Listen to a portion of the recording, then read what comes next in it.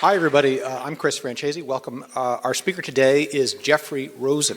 Jeffrey Rosen is the president and CEO of the National Constitution Center in Philadelphia, of which I am a proud member, and I hope you will consider doing that as well. He's also a professor of law at George Washington University.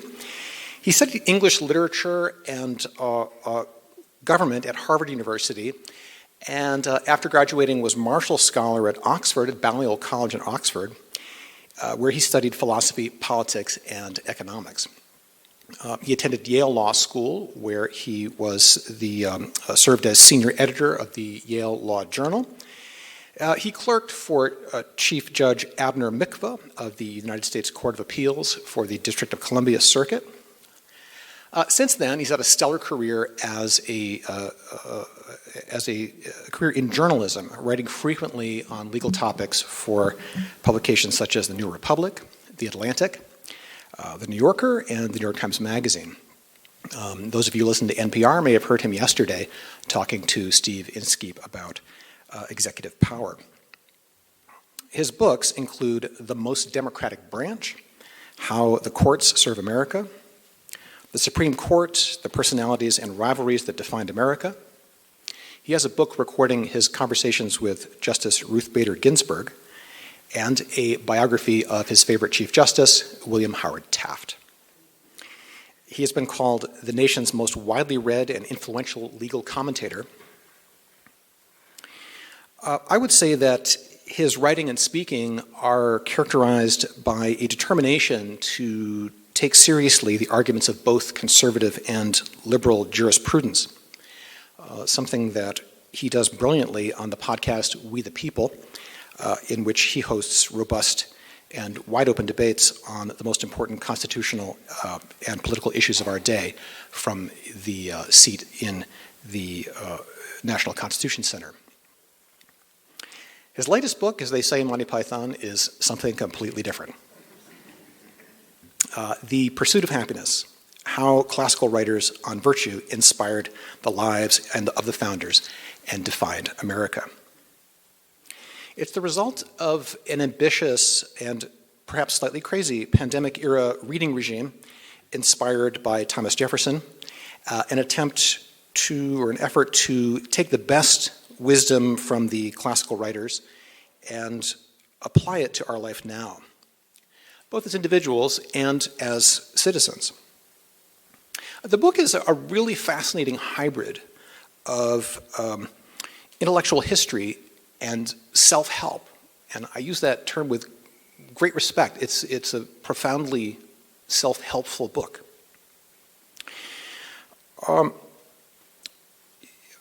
The book is a significant one for classicists, I think, and humanities teachers in general. One of our goals at the classics department is to get students to explain and apply insights from the classical world to the contemporary, to our own era. And that's an important goal.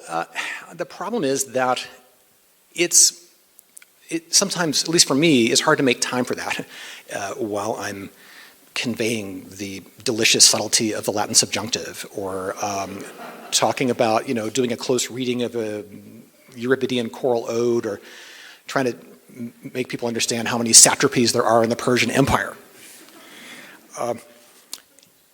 And it can be hard to keep that goal in mind for us as scholars with the professional imperative of producing specialized scholarship on little-studied aspects of the ancient world.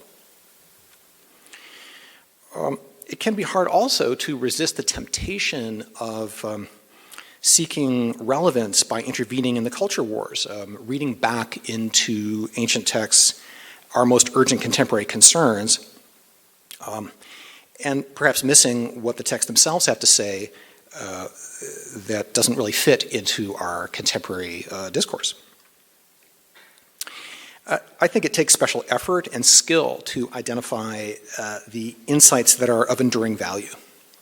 And this book does just that. His method is an oblique one.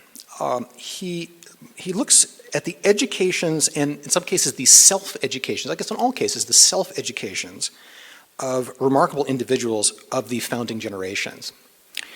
For example, Benjamin Franklin, Phillis Wheatley, Thomas Jefferson, John Quincy Adams, Abraham Lincoln, and Frederick Douglass. He seeks clues on how their reading habits and habits of thought can inspire and help us today in our own troubled times. He doesn't engage in, like a lot of books on this era, right, engage in kind of hero worship of these extraordinary individuals. He actually really shows us their struggles, their flaws, and their efforts at self-development in a way that is, I think, profoundly inspiring. His talk today is a case in point, teasing out insights from ancient texts that are relevant today. The title is James Madison on How to Avoid Destructive Factions in American Democracy. Please welcome Jeffrey Rosen.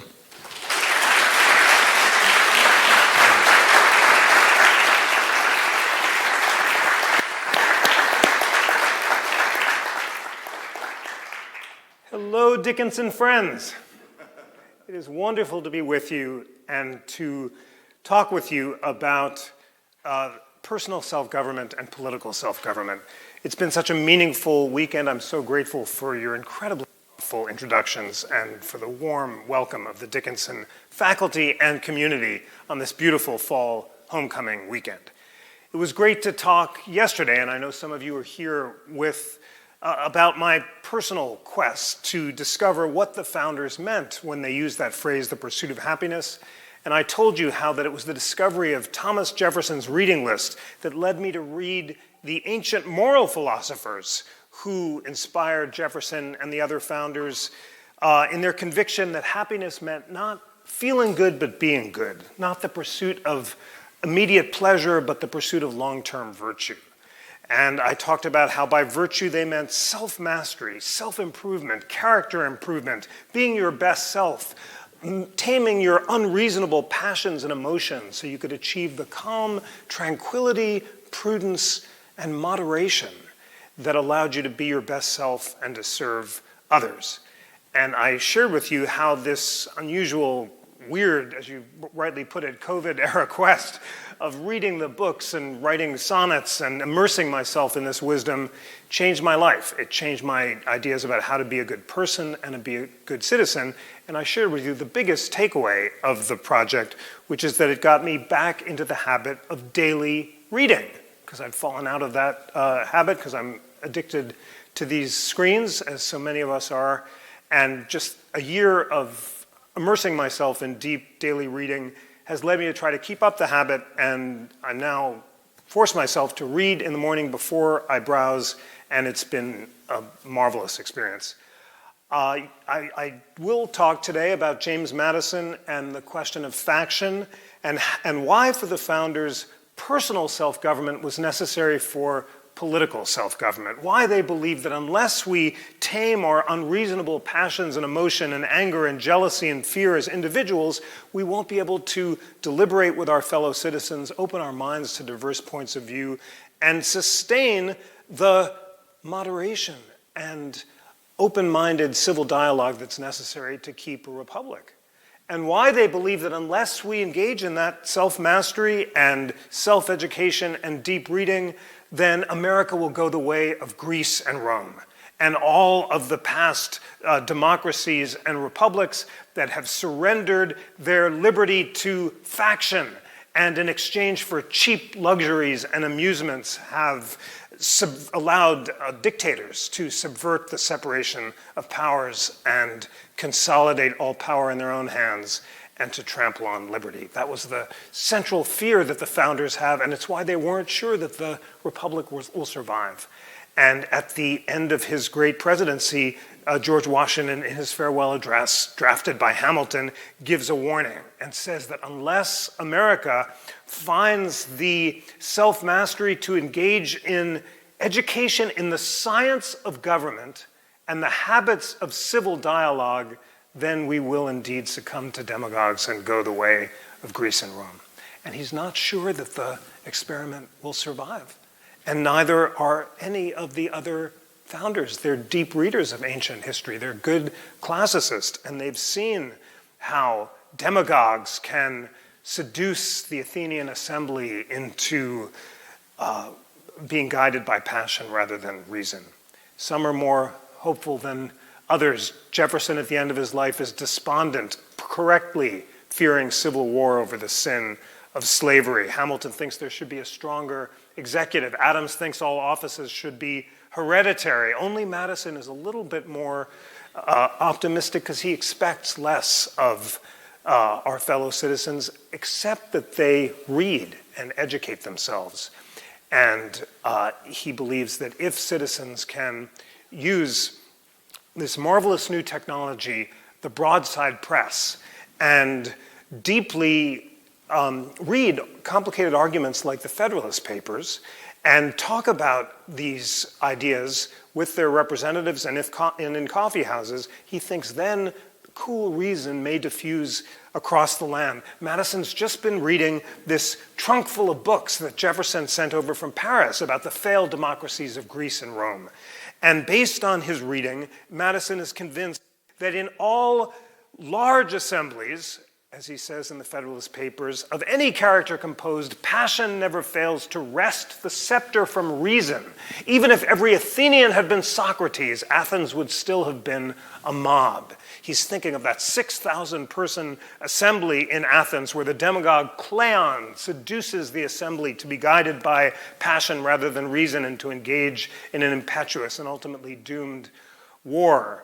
And Madison wants to prevent these sort of face-to-face deliberations, which he believes will lead to faction. And Madison defines faction as any group, a majority or a minority, animated by passion rather than reason, devoted to self-interest rather than the public good.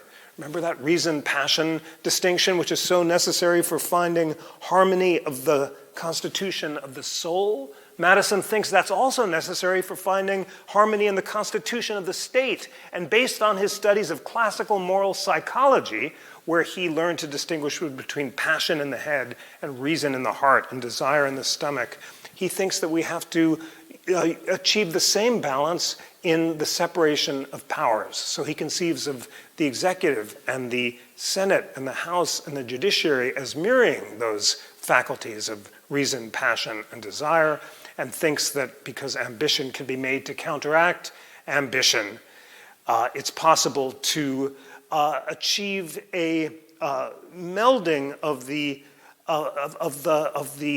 clashing passions, the contending passions, so that ultimately liberty can prevail. It's a remarkable symmetry in his notion of political psychology and political philosophy. And read through these classical terms, the Federalist Papers appears as a manual for public happiness. It's a phrase that occurs repeatedly, and Madison and Hamilton are talking about how we can construct a constitution to ensure public happiness by slowing down deliberation and preventing mobs and factions from mobilizing. Madison and Hamilton and all the constitution makers of 1787 are haunted by the example of Shays' Rebellion in western Massachusetts, where farmers are mobbing the federal courthouses because they don't want to pay their debts. And Madison warns that unless we can slow down deliberation, then the main sources of faction, namely political and religious division, will prevail, and a rage for paper money will lead creditors to debase the currency and undermine the property rights that Madison believes are the core of the need to have constitutions. And that is why Madison turns Montesquieu on his head. The conventional wisdom from Montesquieu is that you can only have republics in small communities where citizens can deliberate face-to-face and where they know each other and they can elect representatives based on their personal knowledge.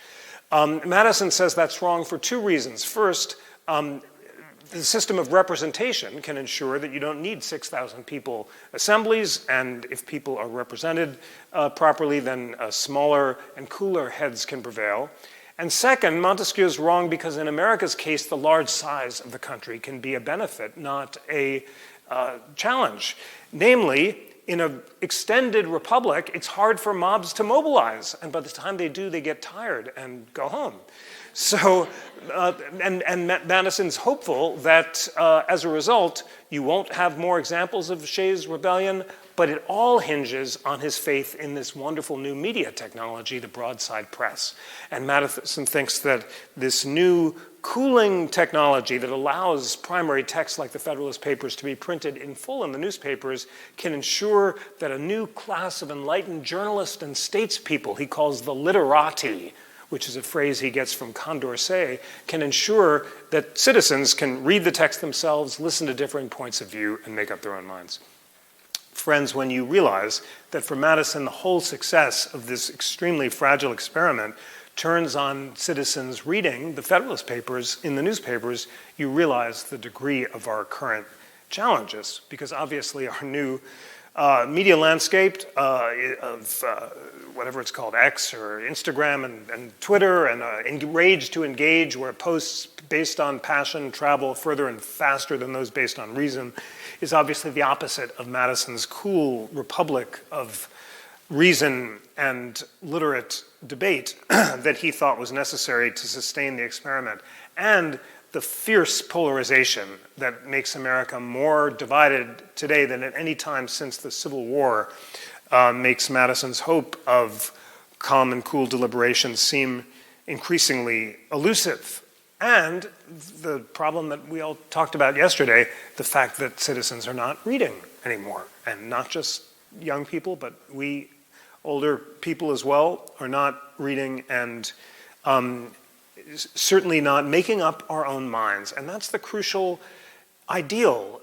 To think as we will and speak as we think, as the founders quoted Tacitus, required returning to the primary text yourselves and making up your own mind, and not taking your political opinions from a faction which is devoted more to a loyalty to one leader or another rather than to the cool voice of reason and deliberation.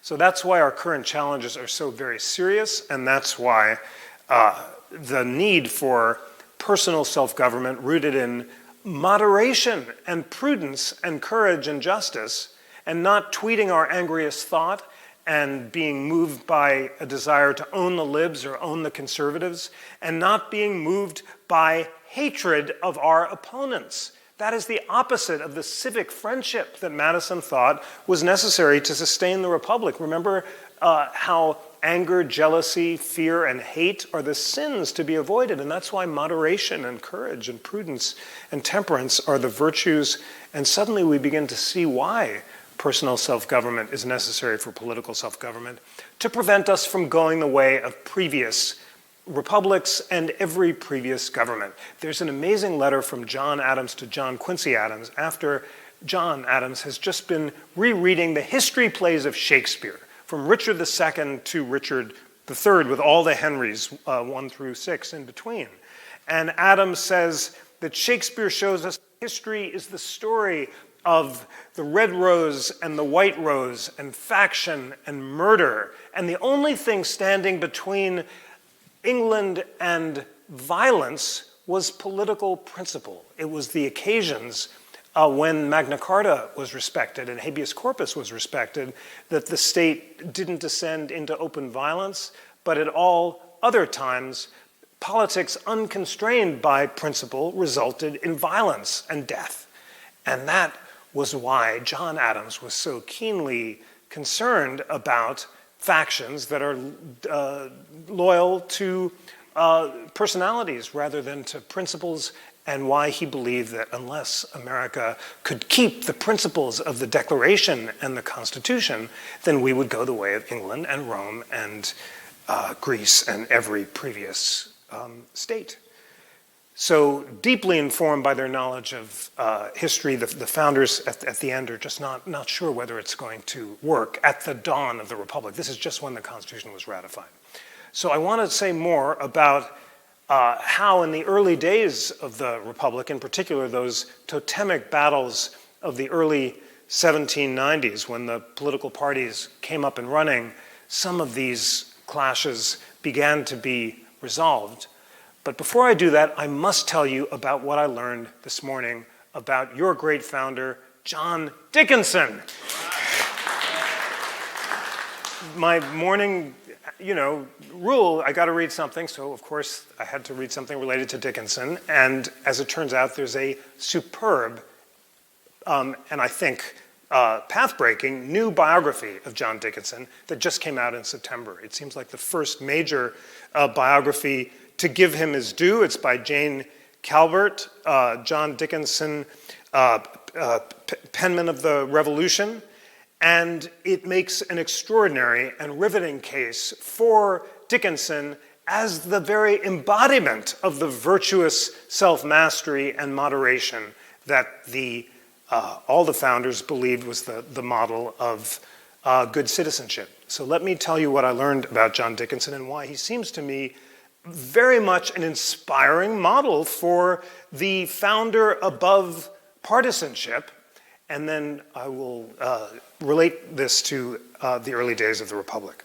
So this is what Jane Calvert argues about John Dickinson. She begins with the National Constitution Center's Founders Hall. And I just met a great Dickinson student who remembers going there as a kid, and it's the most inspiring part of the NCC. And Calvert notes that the statue of Dickinson is kind of off to the side and looking kind of tentative because it's modeled on the Roman general Fabius.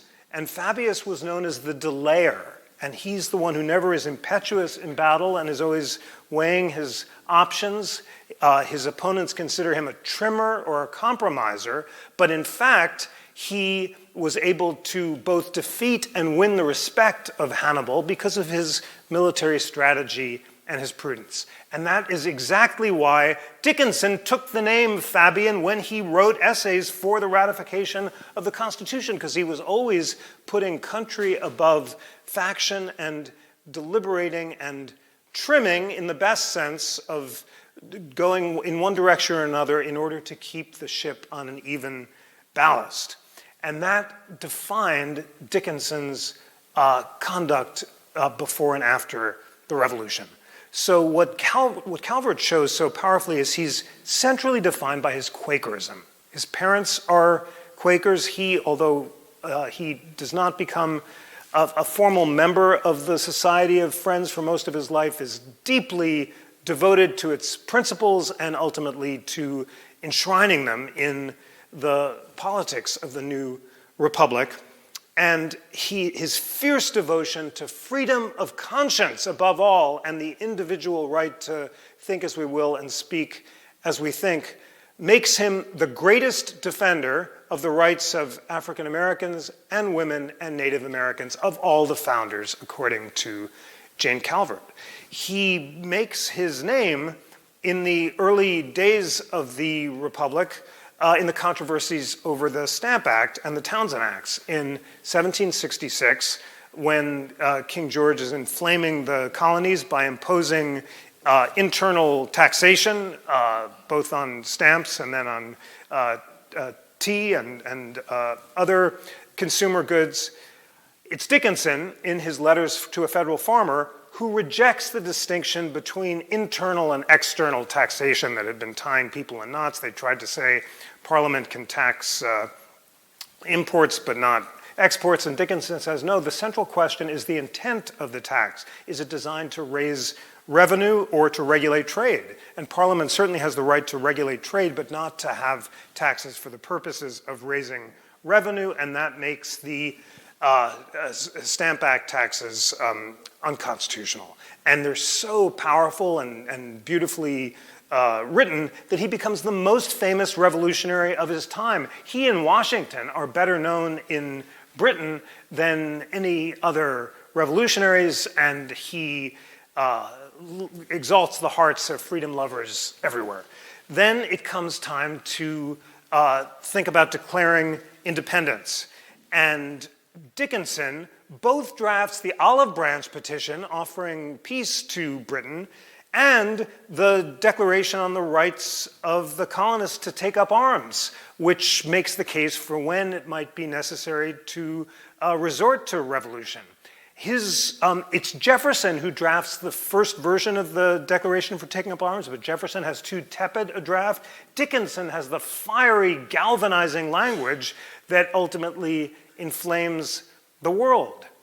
But for Dickinson, This combination of offering an olive branch and threatening the sword is necessary to achieve his goal of avoiding revolution because he's a Quaker and he wants to use civil disobedience in the same way that Martin Luther King did, inspired by Quaker principles. And for that reason, he first wants to delay for prudential reasons. He thinks you have to get time to develop a foreign policy and also draft a constitution. And when it comes time to vote on independence, he first opposes it and then eventually abstains. And he knows that this is going to just tar his reputation in history, but he believes his Quaker conscience requires him not to vote for taking up arms at that time. And that so destroys him in history that Jefferson, amazingly, later libels him by trying to take credit for having drafted the strong version of the Declaration for taking up arms that actually Dickinson drafted over Jefferson's objection. But he's so well respected that even this vote against formal revolution, he continues to have his political viability. And then he proposes the first draft of the Articles of Confederation and includes protection for the rights of conscience of women. The first draft that he's given said that only men can exercise rights of freedom of conscience and free speech, but he, animated by his Quaker principles and also his deeply equal relationship with his own wife and his respect for women throughout his life, crosses it out and writes his or her, and it's the first gender-neutral proposal, and it's too much for Congress, which rejects that version, but he then gets the language into the Pennsylvania Constitution, where he serves as both president of Pennsylvania and Delaware. If that's not enough, he then proposes, he manumits all of his own enslaved population and then proposes a bill for Delaware to free all of their own slaves. He opposes the moving of the capital from to Philadelphia to D.C. because he doesn't think that the capital should be in the slave-owning South.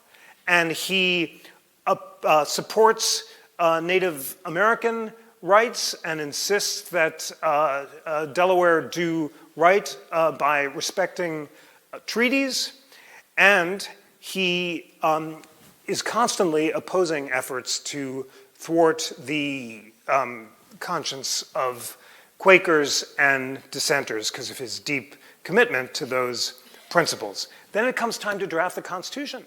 And his big contribution, and his original contribution, is the proposal to have 2 representatives for every state, equal representation of states in the Senate, and proportional representation in the House.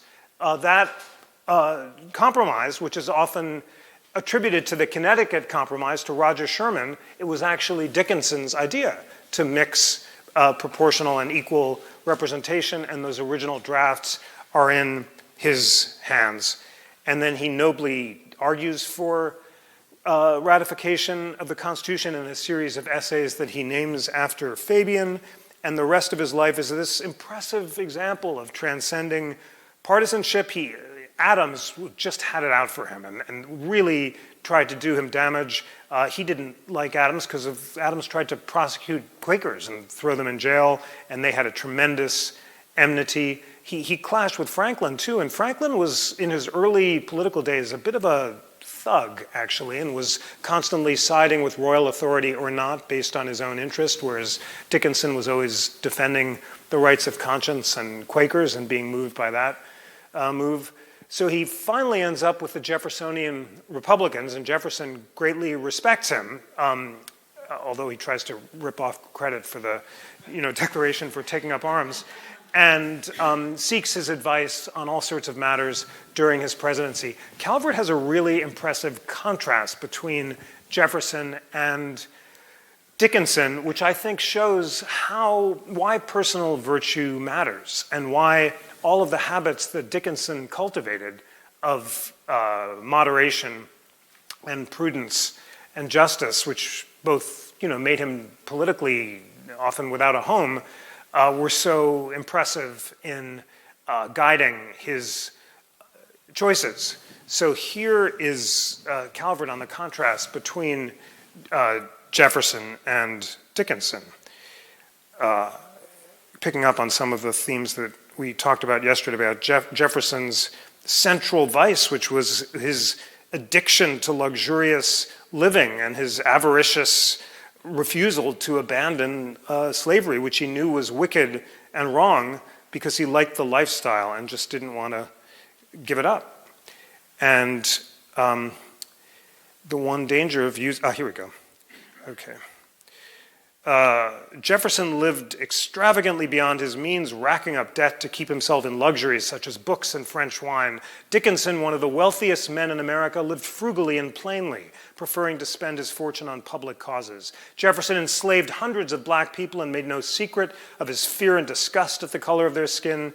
Dickinson, having freed those he enslaved, had a few paid servants and advocated liberation for the enslaved and aid for freed black people. Jefferson disregarded women, Dickinson valued and uplifted them. Jefferson kept God at a distance. Dickinson's life was centered on his faith. Jefferson's true opinions and principles were difficult to discern. Dickinson was transparent to a fault. All embodied in Jefferson's extraordinary flexibility and willing to betray his own principles when they proved politically inconvenient. The great advocate of agrarian virtue and limited government suddenly becomes an advocate of expansive federal power when it comes time to purchase Louisiana. And although he believes that this violates the Constitution and his strict constructionist principles, and had previously said that a broad construction of the treaty power would make wax of the Constitution, he abandons his scruples and buys Louisiana because he thinks it's necessary for the country, whereas Dickinson will never violate his principles. And in fact, in another marvelous Dickinson College moment, bad for the college but good for Dickinson's principles, when it comes time to give an endowment in the college's early years, he's so appalled that Benjamin Rush has proposed abandoning the teaching of the classics, because Rush, a great educational reformer, but thinks it's not, you shouldn't have to teach in Greek and Latin, and has a more egalitarian view. Dickinson thinks you've got to teach the classics and refuses to give the college any money at that point because it won't endow the classics department. Let's bring back Dickinson's original understanding and shower the classics department with lucre and love because of all the light that they're shining. But it's just another example of his remarkable devotion to principle. And at the end of his life, there's a big fire that both destroys, coincidentally around the same time, Dickinson's home and half of the college. And Dickinson uses some of the fire insurance money to support the college, which he ultimately greatly appreciates. So that's what I learned about John Dickinson in two mornings of reading.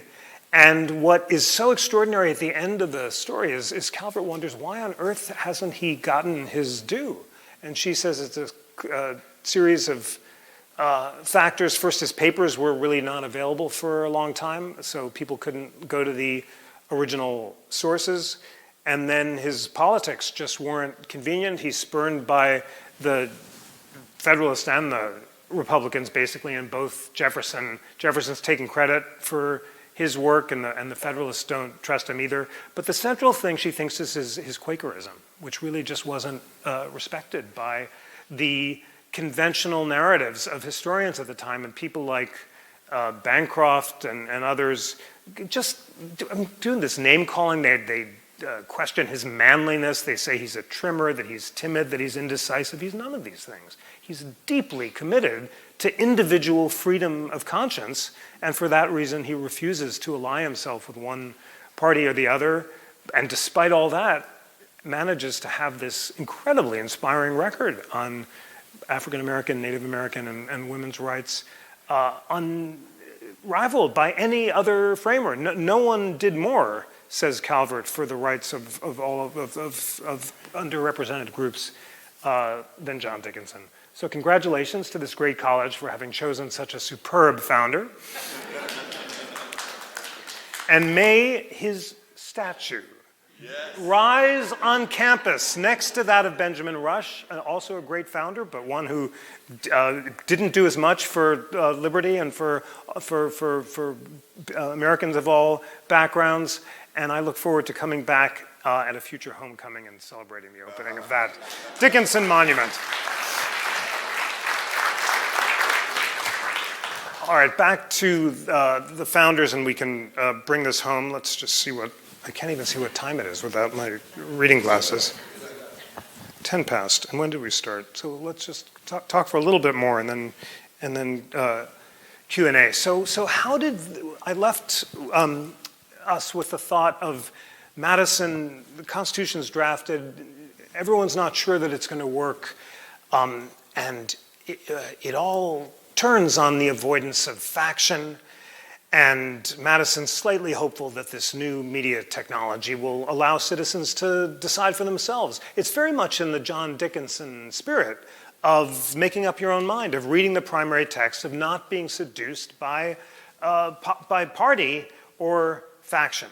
And yet, within just a few years, in fact, within 5 years, Madison and Jefferson, who had so fiercely denounced faction, along with Hamilton, in the Federalist Papers, themselves are presiding over the growth of the first political parties in the United States, the Federalists led by Hamilton and Adams, and the Democratic Republicans led by Jefferson and Madison. And the dramatic clash of these parties and their growth all comes in the fateful year of 1791. Now let's imagine that we're in 1791 in Carlisle, and right over there outside of the courthouse or whatever that building is, 3,000 troops are gathering to be reviewed by George Washington, who's come with Hamilton to put down the Whiskey Rebellion, which is an uprising of settlers in the backcountry of Pennsylvania who were inflamed both by Alexander Hamilton's new whiskey tax, the first federal tax, and also by the failure of the federal government to protect them from Native American invasions on their land as they see it. So Hamilton wants to raise an army. He always wants to raise an army with himself on horseback and thinks it'll impress the people to see him riding in. Washington's not willing to deputize him to do that yet because Washington's going to display himself. And it's the first example and only example of a sitting president riding in as commander-in-chief in battle. The problem is, for the ride from DC to Carlisle, Washington has a bad back, so he can't ride the whole time on open horseback, and he goes in carriage for most of it. But when he arrives in Carlisle, right over there, he's on his horse, and there are 3,000 troops, and he reviews them, and this impressive display of federal force allows him to go back. Hamilton actually leads the troops into battle, and within a few months, the rebellion dissipates, and a few of the rebels are captured. They're condemned to death as traitors. The invasion is supported by the new Insurrection Act that Congress has passed to authorize the federal response. And the question is what to do about it, what to do about the people who've been convicted. And as usual, Hamilton and Jefferson disagree. And Hamilton makes the case for a firm expression of federal force because he believes both that it'll awe the future rebels into obedience and also that citizens have a duty of confidence and trust in government. They can express their views at elections, but after the elections take place, they've got to imbue the central government with public trust. Jefferson takes a different view. In his view, there's a complete antithesis between liberty and power, and far from entrusting confidence in elected officials, citizens have a duty to hold them to their principles and ensure that they don't overstep their bounds. So Jefferson argues for clemency for the insurrectionist, and in fact says that he thinks that a little rebellion is a good thing every now and then, and that the blood of tyrants should be washed with the sweat of insurrectionists or something like that. I mean, it's a version, it's better than that, but it's a sort of chilling endorsement both of the bloody carnage of the French Revolution and of the legitimacy of open insurrection and revolution in his worst moments. And Washington, as usual, mediates between the two, and with great sagacity and mercy and clemency and prudence, displaying those qualities of self-mastery that I talked about yesterday, Washington spares the lives of the convicted insurrectionists and allows them to live. So, and this is just, has the effect of putting down the rebellion and restoring trust. So and then the party systems are really up and running.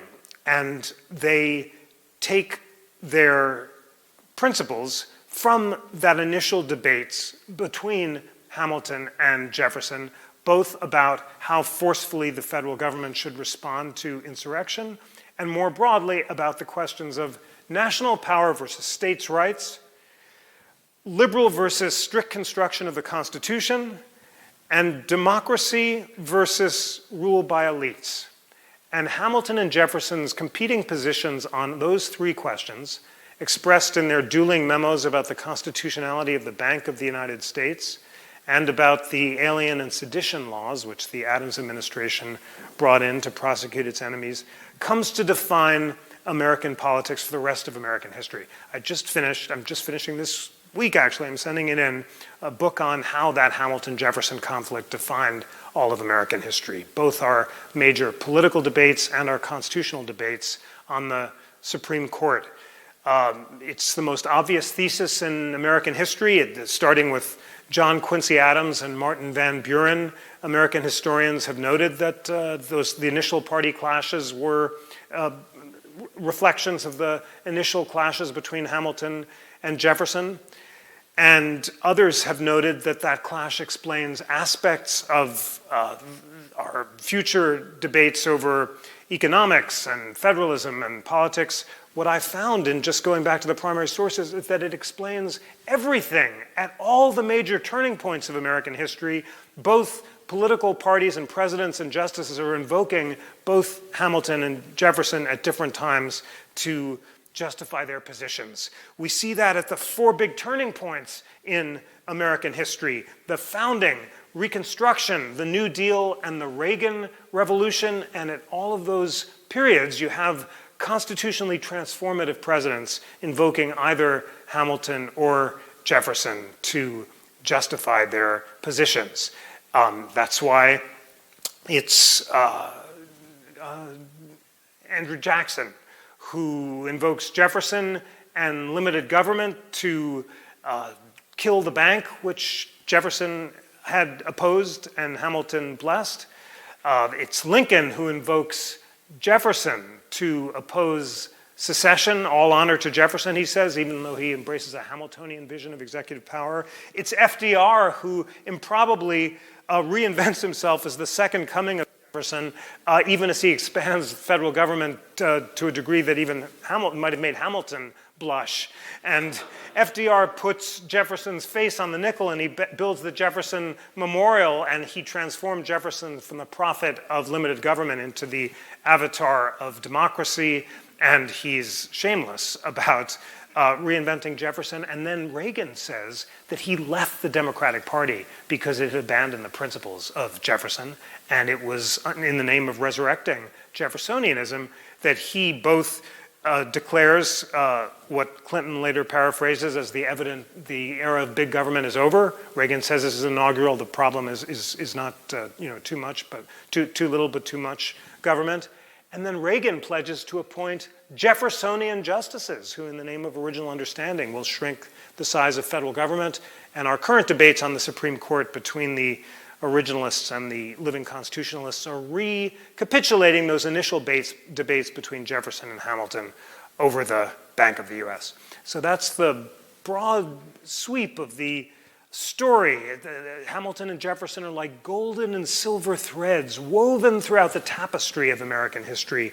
Sometimes they cross, sometimes they stretch apart so much that they threaten to snap, but it's always maintaining the productive tension on both sides of the threads that allows the center to hold. Because although Jefferson and Hamilton disagreed about all of the questions of how to balance national and state power and how to interpret the Constitution liberally or strictly, whether democracy or republicanism should prevail, they agree on the essential elements of the American idea itself: liberty, equality, and democracy.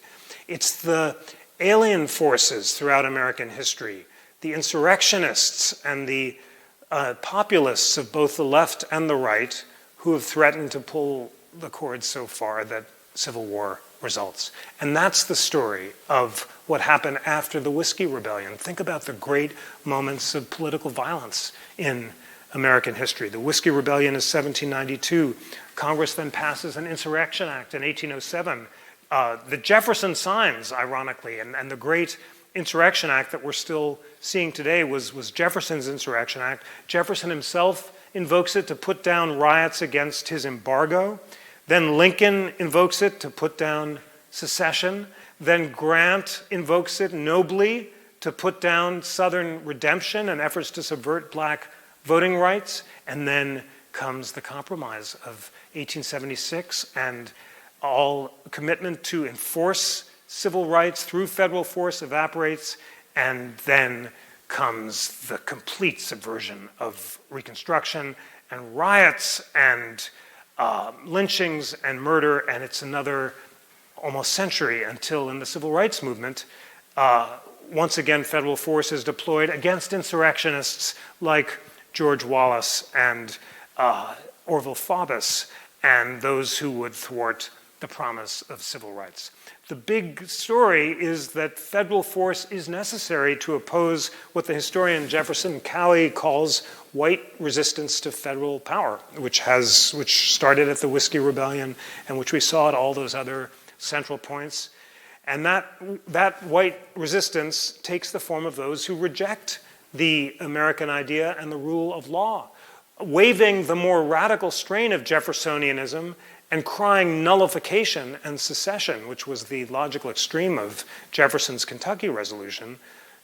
These forces have been more devoted to their own self-interest and their own commitment to preserving white supremacy than to the broader principles of the Democratic and Republican parties. So this reinforces the insight that Jane Calvert notes. Lord Bolingbroke, who's on Jefferson's reading list, said that political parties can helpfully be distinguished from factions. Factions are devoted to self-interest and exalting one charismatic leader. Parties, at their best, can oppose the imposition of arbitrary power and of dictatorship. And that's what American political parties did for much of American history. Although Madison and Jefferson and Hamilton and Adams presided over the growth of those parties, the parties at their best and for much of our history have indeed brought together those of different self-interests and geographies to converge around certain basic principles like national power and states' rights, or liberal versus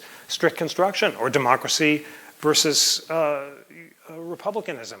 It's during those periods when rump factions have been more devoted to exalting their own interests above the rule of law and the Constitution, have rejected the American idea, have insisted that the promises of the Declaration were a self-evident lie, as John Calhoun put it in Justifying Slavery as a Positive Good, and have questioned the ideals of the Constitution itself. That is when the muskets are brought out and the violence begins. I want to end with the words, two quotes. First, Calvert has this great advice from John Dickinson about Jefferson's writing to him and saying, you know, things are getting incredibly polarized here. How do we maintain the republic? How do we talk to people on the other side? And Dickinson, who knows this so well because he's practiced it throughout his life, offers some advice on this score. And he says, on the importance of tolerating opinions that you disagree with. He says to Jefferson, Dickinson counseled toleration of diverse political opinions even when opponents wander from salutary truths to which you will wish to bring them back for their own welfare as well as for the general benefit. Republicans, he said, cannot in any consistency with the principles of their system proscribe any of their fellow citizens merely from a difference of political opinion. The good of the whole must be considered. Real Republicans, he explained, are not governed by reasonings only. They discover in themselves sensations superior to arguments. Their benignity is not completely gratified unless their adversaries share in their satisfactions. He's saying we have to empathize with our opponents, not just tolerate them, although toleration is crucial, but actually understand their positions so much that we actually feel them and can experience love for them. And this is his next remarkable paragraph. He goes further. He says, I look upon republicanism to be the gospel of policy. In primitive times, the heathens used to say, behold how these Christians love one another. Now Americans would behave in the same way. Let the heathens, I mean the enemies of truth in their own days, be forced to exclaim, behold how these Republicans love one another. He's so guided by those Quaker principles of the Bible and Christian love, and he insists that that is the way to prevent violence in America. And similar sentiments were expressed by John Quincy Adams, who I said yesterday was one of my heroes. And there's this amazing moment in 1839 when it looks like civil war is brewing, and it's not clear that the Republic will survive. And Quincy Adams, based on his own deep reading of the classics and the Bible, is convinced that the only thing that will save us is for Americans to continue to cleave to the principles of the Declaration, the Constitution, and the rule of law. That's the one thing that's standing between us and violence. And then Quincy is so fervent that he quotes the book of Deuteronomy. And he says that we have to treat the Constitution and the Declaration like our political scripture, and these are Quincy Adams' words. He says, take these words and put them as frontlets between your eyes. Bind them upon your hands and on your arms. Whisper them to your children before you sleep. Make them the principles of your political salvation. That is John Quincy Adams' warning to America in 1839, a warning that we did not heed, and the war came, as Lincoln said.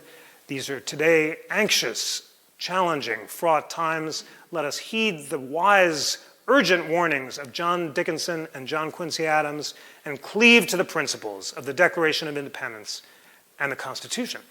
Thank you so much.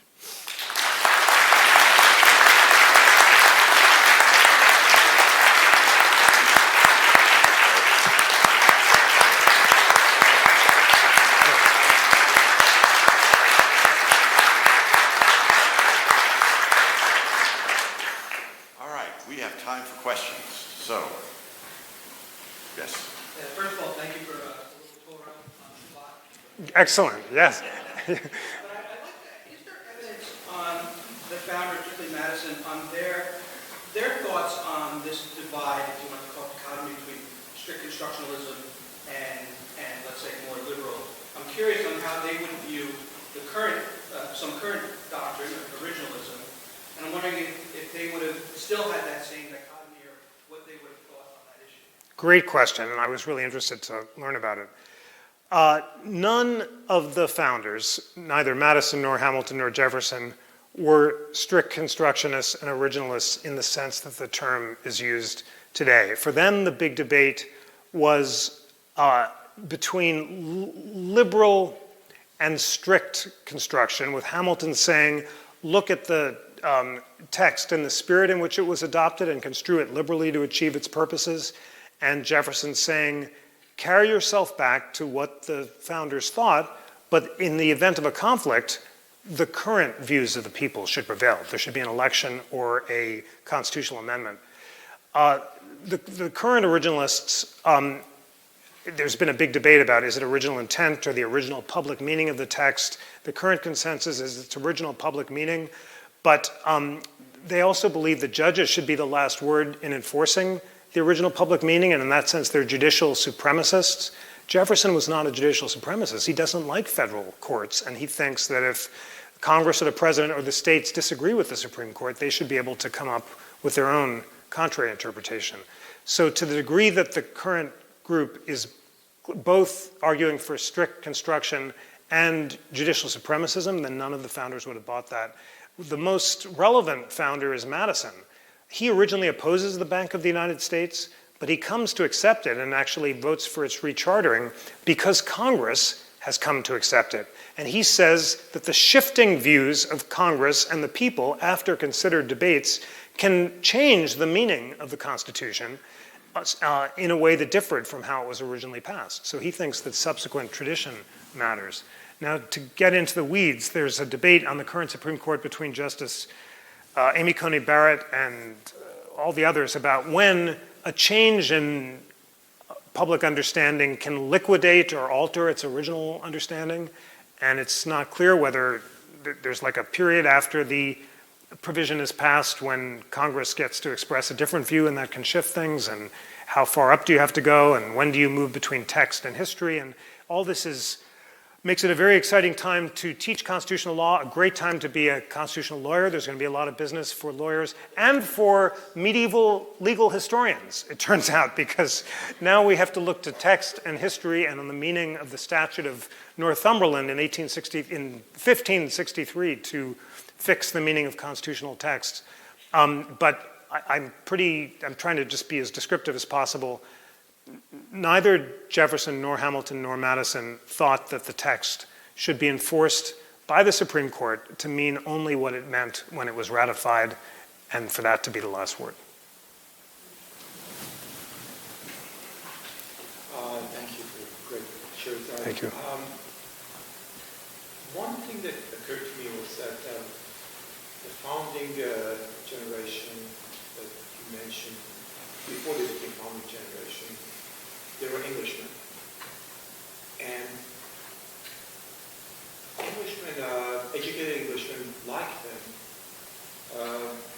had access and studied the same texts as they did, the classics, the moral philosophers. And those English elites didn't agree with the English who were in the colony. And it came to war and they killed each other. So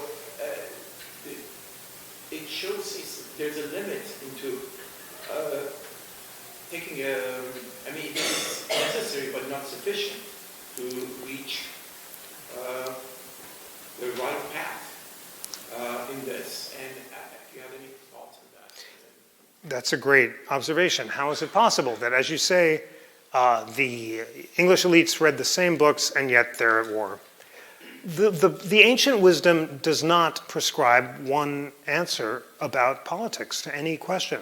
And it's so striking that on all of the central questions of the founding era, the founders themselves fundamentally and essentially disagree. There is no original public meaning of any text because people are disagreeing about independence versus revolution, with Dickinson in the middle, or between large federal government or small federal government, or to be for the king or against the king.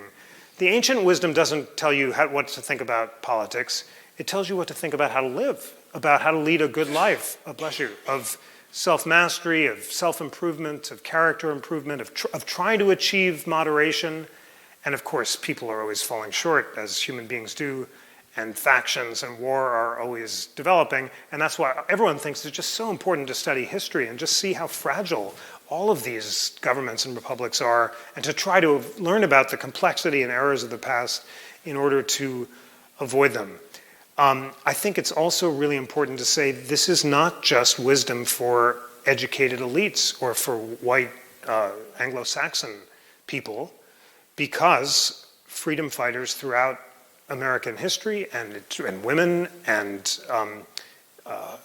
African Americans have embraced it as well, and it's so inspiring. I didn't mention this yesterday, but Quincy Adams is inspiring. But for me, the most inspiring reader of all is Frederick Douglass, who feels most oppressed not when he's enslaved, which he is, but when his wicked enslaving master forbids him from learning how to read. So he goes onto the streets of Baltimore and he buys reading lessons with bread, and then he buys with bread this golden book, The Columbian Orator, which has excerpts from the classics, from Cicero, from Seneca, from Ben Franklin, and a dialogue about slavery where a slave argues for his own freedom. And Douglass feels like his world has changed, and he resolves to be the greatest freedom fighter of his time, and he changes the world through being inspired by this single book. I saw a copy recently. I did a thing with David Blight, the great Douglass biographer. Read Douglass's biography by Blight if you can, because it's so great. And he brought out a first edition of this book, and it's like this little leather beat-up book, which was the most popular textbook of the 19th century, and Lincoln read it too. It inspired all sorts of people of all backgrounds. And you just think what Douglass had to, think of what he had to go through to buy the book and read its tiny little print and how it changed the world. It first of all, inspires me to try to read and make some use of the incredible fact that we can just get those books whenever we want here. I mean, it's just, isn't this amazing, this world? Just incredible. But it's not just for any particular group. And the classics were written by people of all backgrounds of the East and the West. It's not just the Greek and Roman classics. And it doesn't tell you the answer to any political question. And anyone who tells you, there's just one answer, or the Constitution just means this, reach for your wallet, and even more importantly, read the arguments yourself. There are good, strong arguments on both sides of all of these issues. And that's why reading a biography like the Dickinson one is so interesting. It's very complicated, and there are complicated positions on each side, and people are navigating the politics, and often there's an intermediate position. But I have to say, it's really inspiring that all of them are readers. And Dickinson too, and he read Cicero and Seneca, and he wants the classics to be taught here. He's known as the American Cicero as well. So I hope that's not too much in response to your excellent question, but it's why you can have people on both sides of a revolution or on two political parties completely disagreeing about what the right political answer is, but hopefully being committed to the process of listening and lifelong learning and reading. Yes.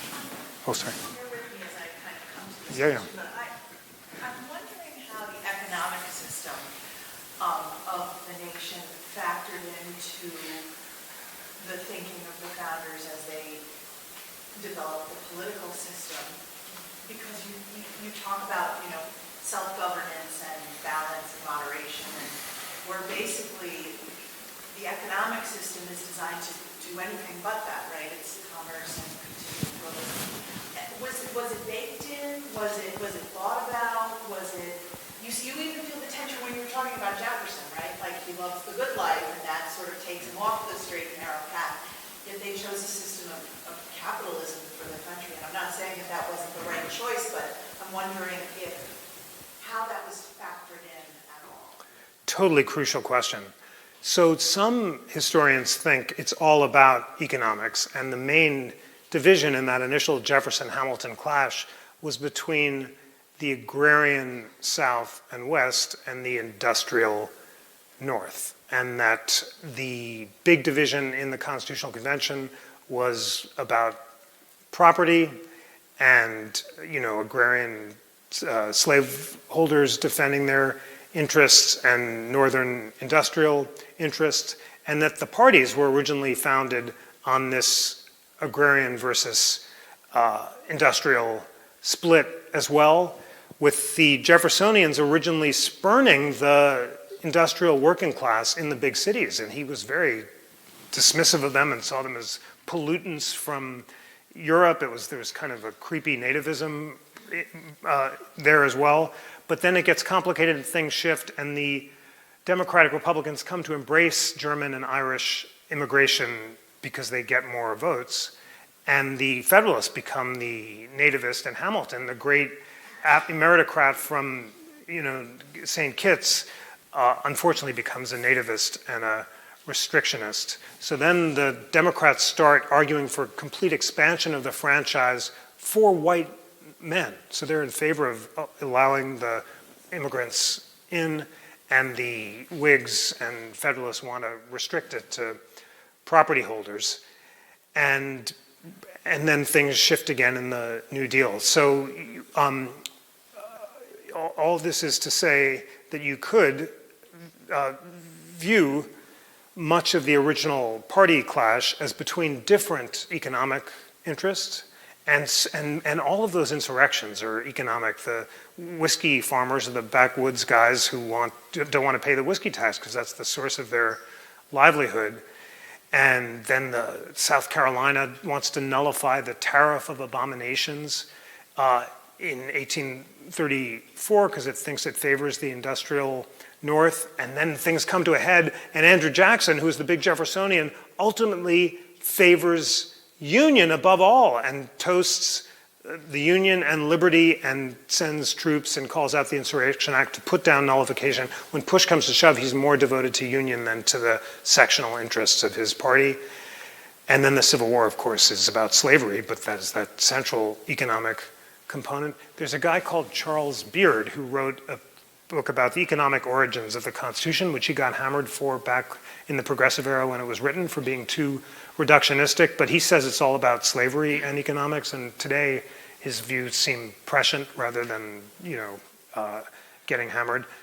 So a long way of saying, great question. You could view all of American history through that lens. Jefferson, as always, he's just head spinning in his contradictions, but the great aristocrat with his French furniture and his fancy living poses as a man of the rural working classes. That's his big thing. And Jackson comes in and reinvents the Democratic Party as the party of the common man and the working man, and Hamilton just gets shunned away as the aristocratic party. So just beginning to answer your great question, but one way of viewing all of American history is through economics. What I just found so exciting about the Hamilton-Jefferson framework is you can also, whether you view it as an economic clash or a political clash between national power and states' rights, or a constitutional clash between strict construction and liberal construction, Hamilton, Jefferson are on both sides of all those questions. So everyone is invoking them on behalf of their shifting interests, which makes them so inescapable. Thank you. Is there any sort of framework here from Jefferson and Hamilton and their factions that's essentially appropriate? And I would think to think that cryptocurrency, Bitcoin, as either a private currency or a commodity, or just curious if that's relevant, and you might answer a very small but potentially interesting debate that we're currently struggling with. Great question. Imagine the Hamilton-Jefferson debate over the Bitcoin bank, and could you charter it? My economics is not good enough to work through the argument, but I guess the Hamiltonian position would maybe favor the currency if it could expand the good of all and increase the quick currency available for credit and so forth. And Jefferson was not opposed to all banks, but just didn't want them all in public hands and so forth. So I'm sure you could rehash the whole debate. Do you have any thoughts about how they would fall on it? I go back and forth. I think initially Hamilton would be very skeptical, and then keep on likely something like the USDC, which we're not, seemingly not ready for. What's a USDC? Government sponsored rather than an independent. That is my suspicion, and I might be wrong.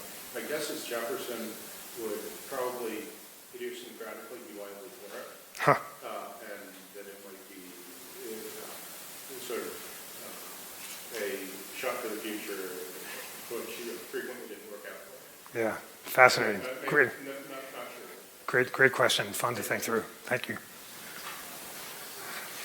We take one more question and then we can continue this with the food if you want to.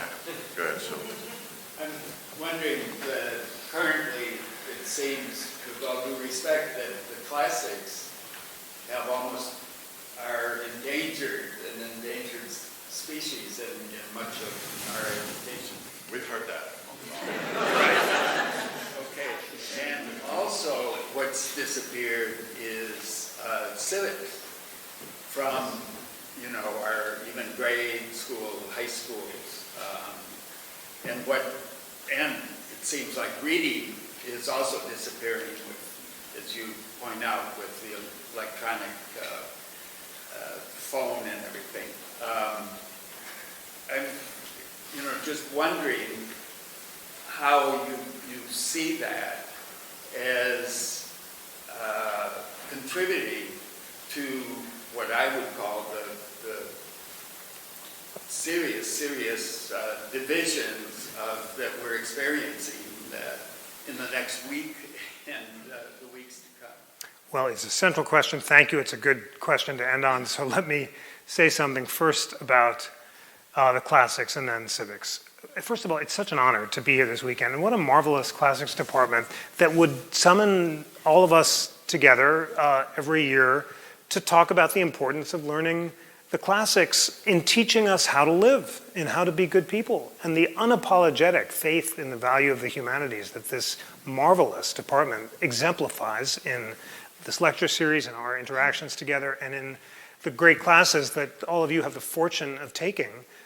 Speaks for itself. The humanities need no case, they need no defense. The ideological assaults on them have only to do with the political fashions and factions of our time and nothing about their shining and transcendent value in teaching us how to live. Just as my life was changed by a year of deep reading in the classics, so is that of all the lucky students here at this great college who get to study it. And it's just a tribute to the urgent necessity of keeping it alive, doing exactly what you're doing. Nothing more needs to be done.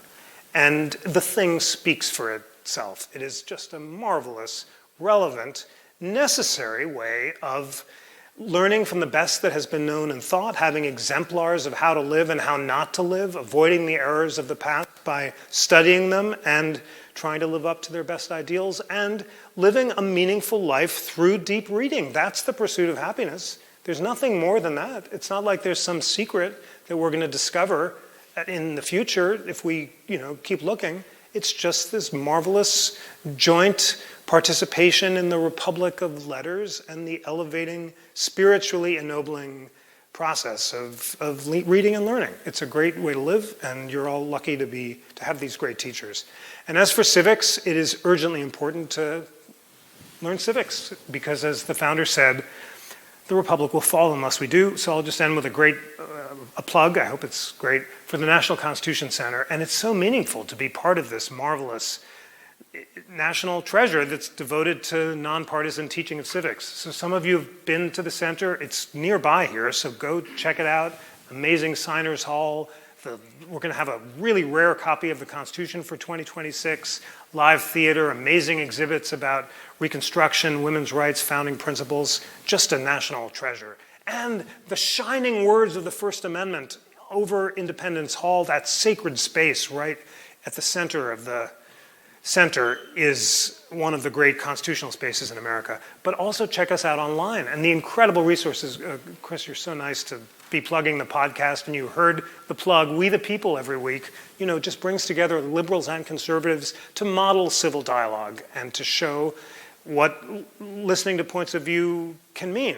And then this great new Constitution 101 class, either on our website or with Khan Academy, which just has the basic principles of the Constitution, primary texts, and and now the greatest teachers in America, all free and all online. It is so, I just feel so lucky in these incredibly challenging times to be part of what's really a movement for civics and reason and learning and light. I feel the hunger for it. The energy is palpable in this room. You've all taken an hour to talk about history and learn together, and I know you're all readers and learners and want to keep doing more. And although none of us can ever predict what will happen to the United States of America, we will continue, I know, to hold forth to its best ideals by learning about the principles of the Declaration of Independence and the Constitution. Thank you so much.